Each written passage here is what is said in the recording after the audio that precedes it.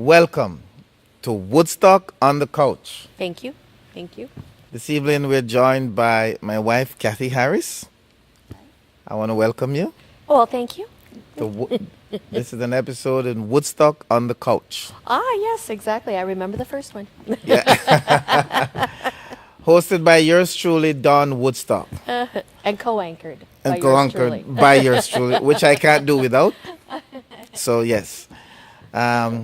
We're talking a little bit more today about, so you, the viewers, will get a chance to know who I am. Exactly. And- Who is Don Woodstock? Well, lots of things.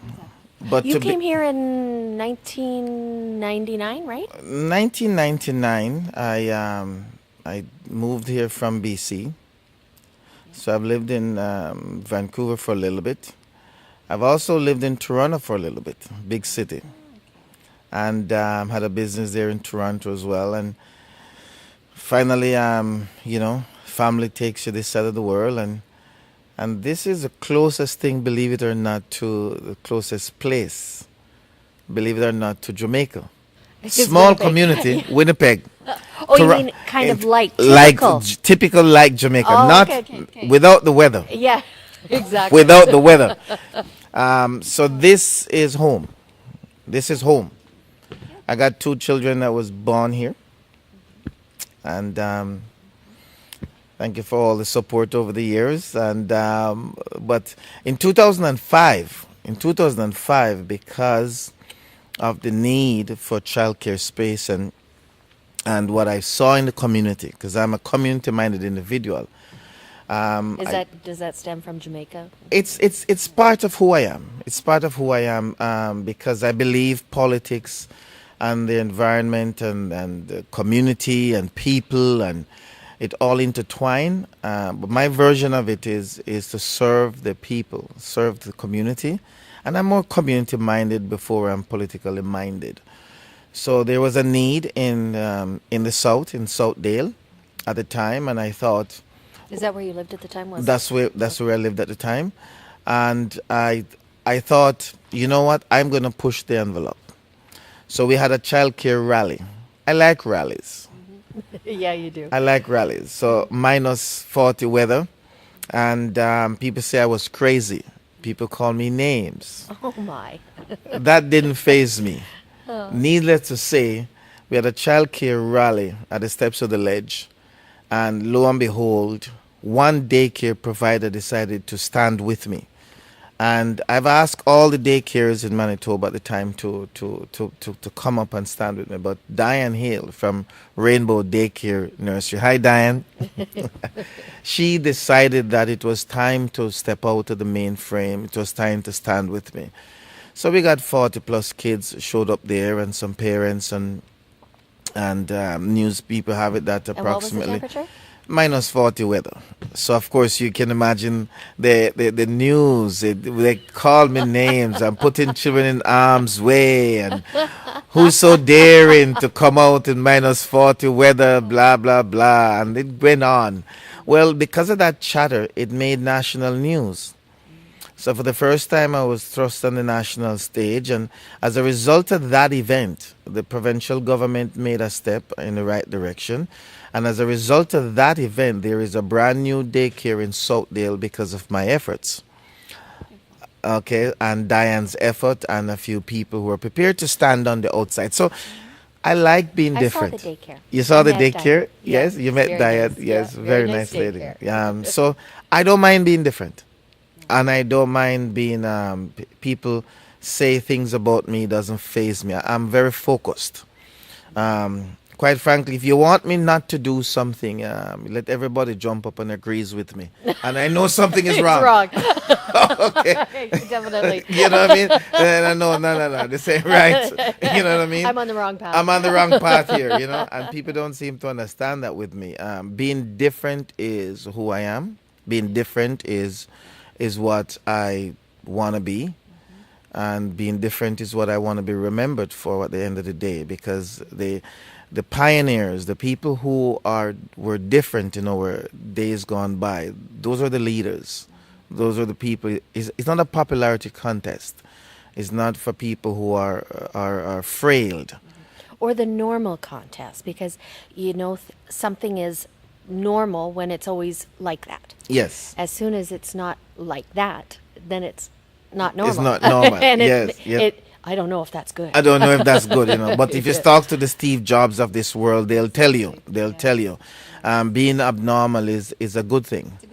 It's a good thing. So I admire that about me. Okay? I admire that about Oh, you. thank you, dear. Thank you. welcome. And I'm sure there are others out there who are different, and people sometimes look at them differently, and they believe that what they're doing is so wrong, so they prevent themselves from doing it. I'm hopeful that throughout this episode, people will see, based on the things that I've managed to accomplish, being different, people will see that being different is a good thing, not a bad thing. Exactly. Okay. There's the box where there's this box where everyone's in a box. Yes. And very few people get to come out of that box. Yes. And hopefully through the Steve Jobs and the Don Woodstocks of this world, that people can tell that there's not a box. No. It's not a box. No. There's only if you want to put yourself in a box. Yeah. So in 2007, I decided to do something a little bit different as well. There was a lot of talk and jittery about the environment. Thanks to Dr. David Suzuki, he literally spoke to me deep. Oftentimes people will talk to you and they'll say things and it go through one ears and go to the next. But when I met him when he was here on his tour, If You Want to Be Prime Minister tour, I said that if I was Prime Minister, what I would do is I'd put strings attached to equalization payment and make sure that the provincial governments put a plan on the table how they're going to literally protect the environment, but most importantly, protect our waterway. Okay, because water is life. Yeah, exactly. Okay, that got me front and center with him, requesting a conversation with me afterwards, and I was quite taken aback by that. And he asked me, "What would you like to do?" And I said, I'd really like to push more and see more get done. And I said, I don't know how to do it, where to go, where to start. And he says, the first thing you have to do, he says, start at the local level and don't stop. Whatever you're doing, don't stop. Those words pierce my heart and my soul. And so I decided to take it a step further. So I lobbied the provincial government to put more electric buses on electric vehicles, really, on the street, because I've learned from my own investigation that this city, this province, is the best place in the world for electric vehicles. And I asked the question, how is it that we don't have more electric vehicles on the road? So Jim Rando and I had a conversation with 3-4 other members of the businessmen of the community.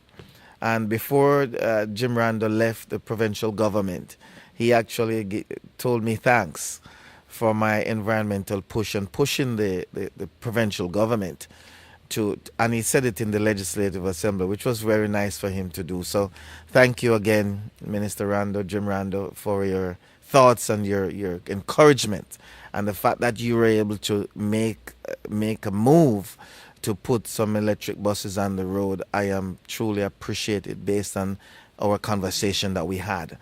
So that pushes me a little bit further. Okay. So now you're pushing for electric vehicles, electric buses. Now I know that there's this great big huge passion of yours, which is something that we see on the internet quite a lot, where there's that garbage pile that's like floating around in the ocean. The garbage patch, they call it. Yeah, the garbage patch. Yeah. So something that is very dear to your heart. Yes. Is plastic bags. Yes. Because you love them so much. No. Oh, right, no, right. No. It's not because you love them so much. Yes, no.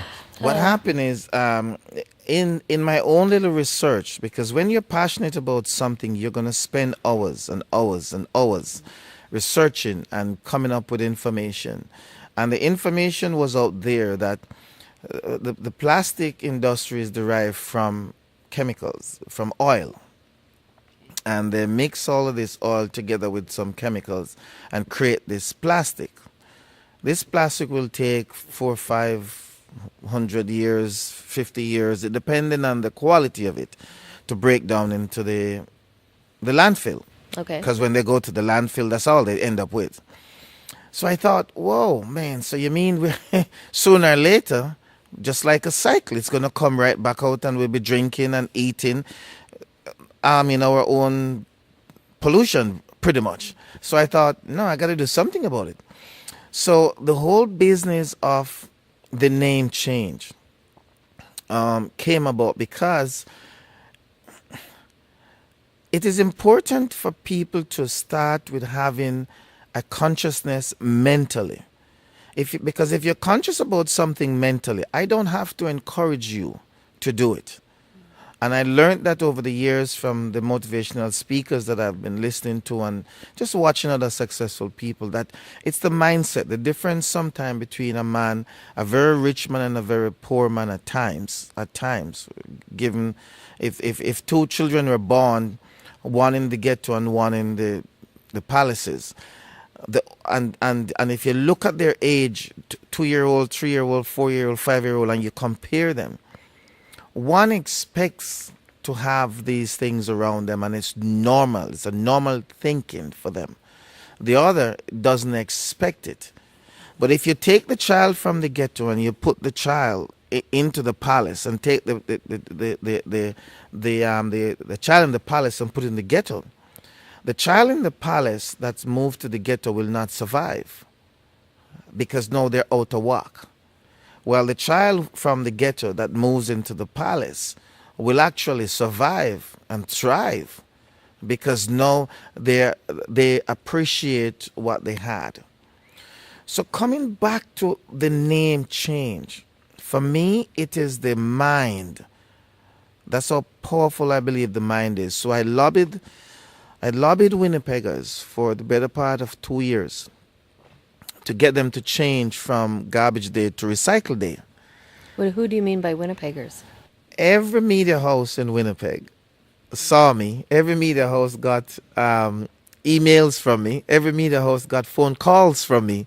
I was a nuisance to them. I was a nuisance to them. Okay. What did City Hall say? Oh my God.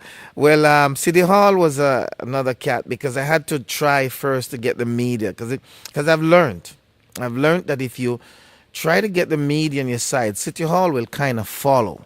And Really? so between City Hall, lobbying City Hall, Councillor Harvey Smith and I didn't see eye to eye on the political stage. He's passed on, and may God bless may his soul rest in peace. But he directed me in the back workings of how City Hall worked. And he suggested I go to Garth Steves and Mike Pactacan to work with them on this recycle day name change thing. And I suggested okay, and I thought he was brushing me off, but I later learned that his role was to work in the back and make sure somebody else got the credit for it, because he had enough on his plate fighting for other issues. So he was prepared to pass this one on, but at the same time work in the back to make it happen. So between my presentation, and I was the first guy to actually sing, I did an a cappella song at City Hall with my name change, suggesting that we need to do better. And What song did you sing? I did the a cappella song of Harold Melvin and the Blue Notes. Oh, okay. So the world ain't gonna get much better if we don't make a change. Okay. Can you do a couple bars for us? Yeah, I'll come up with that as soon as I get the vibes. I'll come up with that, because you gotta feel it, Yeah. Yeah, we gotta make that change, So what year was that? This was about 2008. This was about in 2008, and Mike, the first radio host that listened to me and gave me 5 minutes was Matt Condell from Power 97 at the time. And I said to Matt, I'm looking for 5 minutes because if I get the 5 minutes, I would be able to literally get something, get my message across. And I said, I won't bug you after that. Okay. And he says, come on. I presented it to him and he loved the idea. I went to City Hall and I presented it to City Hall. I did the a cappella song and they voted 50-50 split. They were literally tied, and the former mayor at the time, Sam Katz, broke the tie and made it official to get the name change done. So, excuse me. Do you remember a couple of the councillors that said no to this idea? Well, I don't pay attention to much of it, to be honest with you, because for me, I was more interested in what was happening.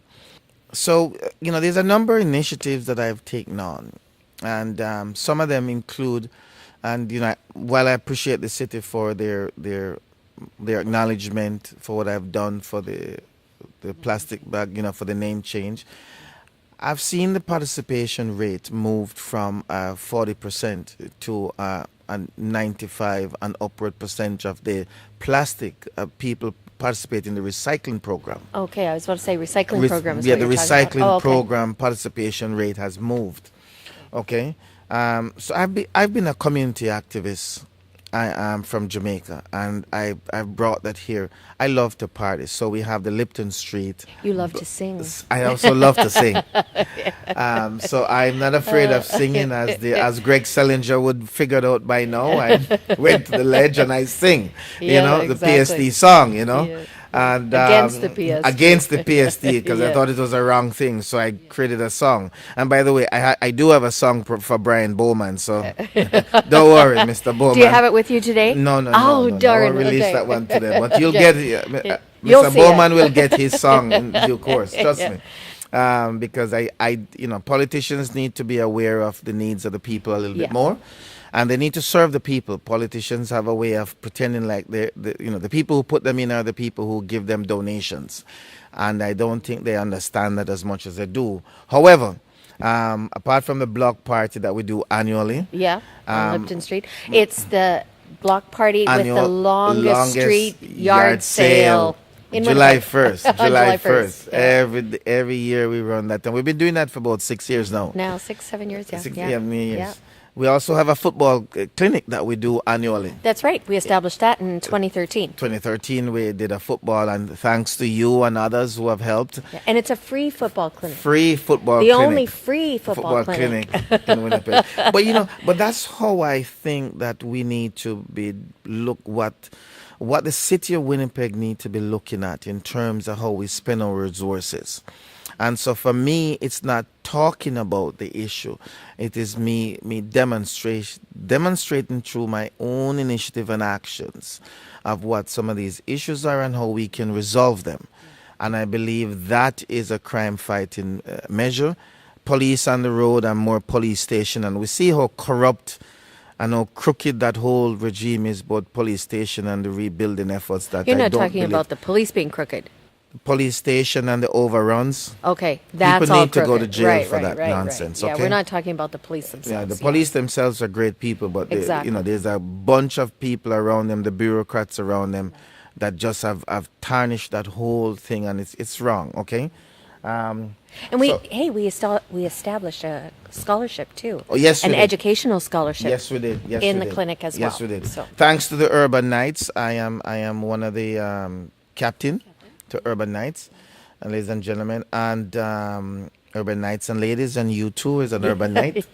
Thank you. As a lady. As a lady. And they award 2015. I think they gave me this community Order award. of Canadians. Order of Canadians, Yeah, and I from the appreciate Queen. them. Yes. For community work, because I believed in Yeah. the community.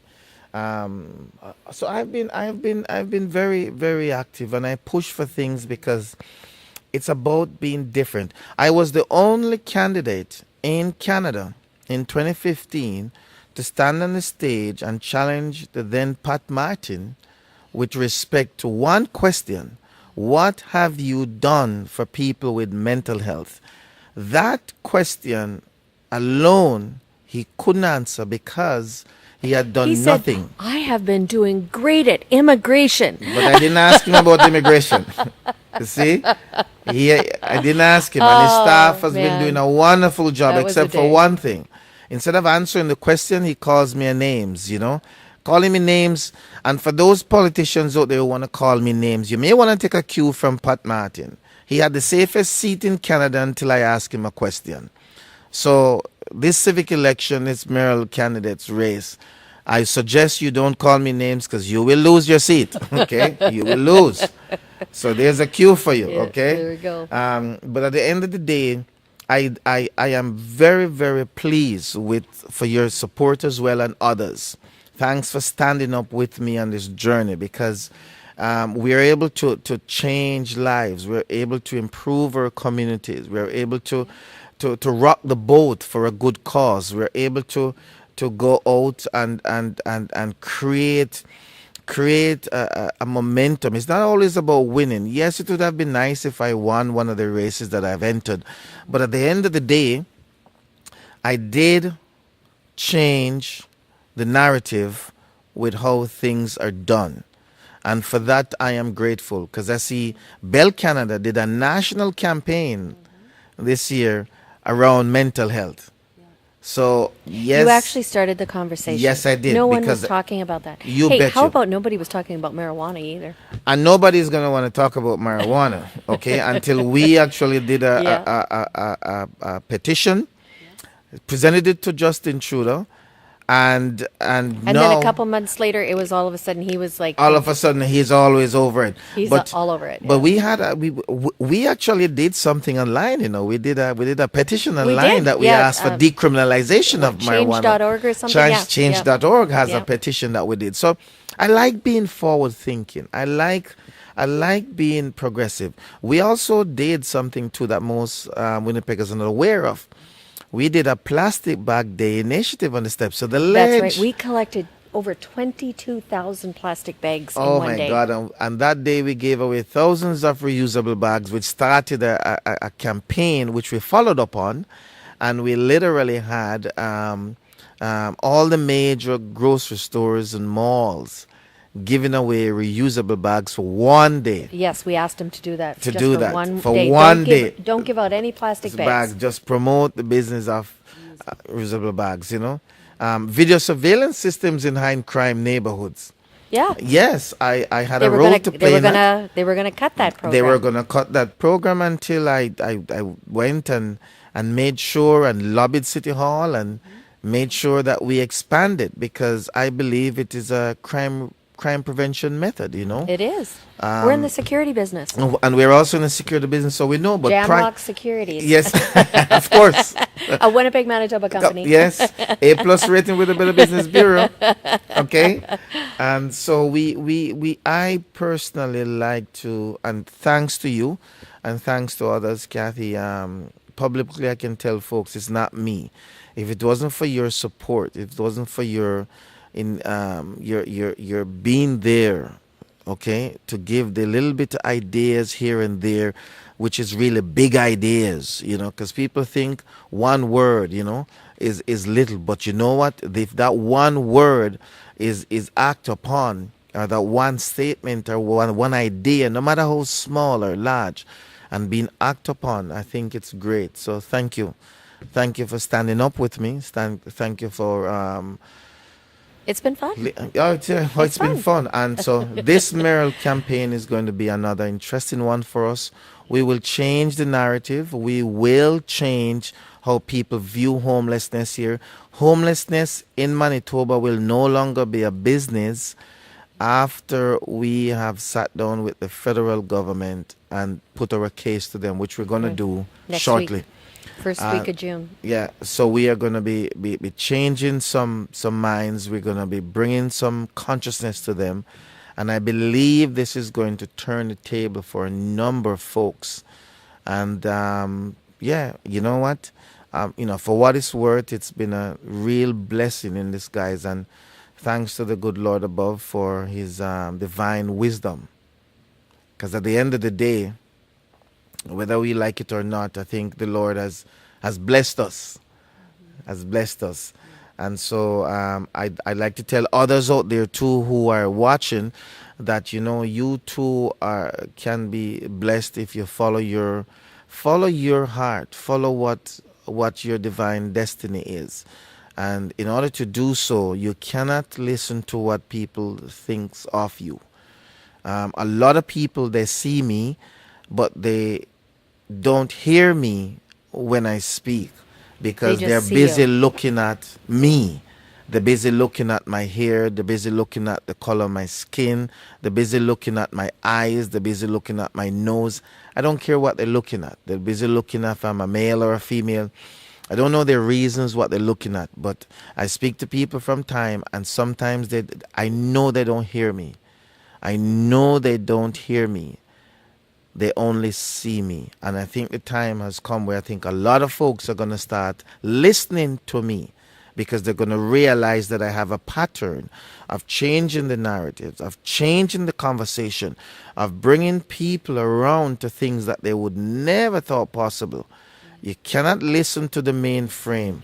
How many times have I said, "Oh no, we can't do that," and what do you say? Where there's a will, there's a way. Okay.